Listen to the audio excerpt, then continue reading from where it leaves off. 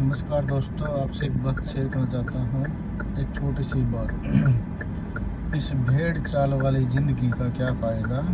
इस भेड़ चाल वाली ज़िंदगी का क्या फ़ायदा, जहाँ एक दूसरे को देख कर लोग जलते हैं। जहाँ एक दूसरे को देख कर लोग जलते हैं, इस ज़िंदगी का क्या फ़ायदा।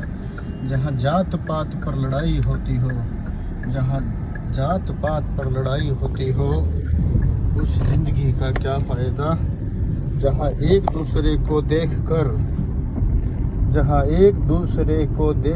लोग जलते हैं, उस ज़िंदगी का क्या फ़ायदा। एक दूसरे की मुसीबत को देख कर एक दूसरे की ज़िंदगी की मुसीबत को देख कर जो लोग आगे बढ़ते हैं, उस ज़िंदगी का है फ़ायदा। इस ज़िंदगी का क्या फ़ायदा, जहाँ एक दूसरे की तरक्की को देख कर लोग जलते हैं। जहाँ हर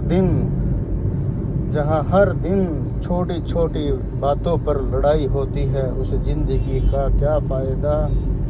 जहाँ पार्किंग के नाम पर पानी ना आने के नाम पर, कूड़े के नाम पर लड़ाई होती हो, उस ज़िंदगी का क्या फ़ायदा। मेरे दोस्तों ज़िंदगी जीनी है, मेरे दोस्तों ज़िंदगी जीनी है तो पहले के लोगों से सीखिए। जहाँ एक दूसरे को देख कर लोग खुश होते थे, एक दूसरे की मुसीबतों को देखकर पूरे लोग इकट्ठे हो जाते थे।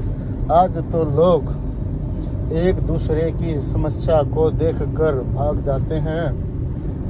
पहले के ज़माने में यदि गांव के अंदर किसी एक का रिश्तेदार आता था तो सारे लोग इकट्ठे हो जाते थे। आज के यहाँ पड़ोसी को नहीं जानता कि पड़ोसी कौन है।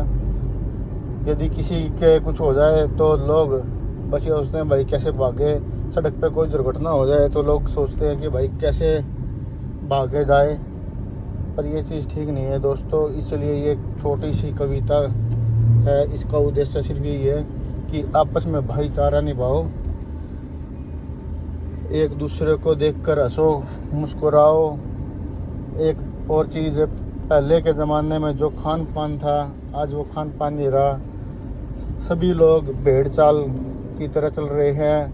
सिर्फ लोगों का उद्देश्य एक ही रह गया है, पैसा कमाया जाए, सिर्फ पैसा कमाया जाए। किसी की ज़िंदगी को नष्ट कर दो सिर्फ पैसे के लिए। मिलावटखोरी, हर चीज़ में जहर, इसी कारण लोग मर रहे हैं। पहला का जो खाना होता था, देसी खाना होता था, शुद्ध खाना, ना कोई मिलावट थी ना कुछ था। बस ज़िंदगी जियो, हंस के जियो और सबके साथ जियो। धन्यवाद।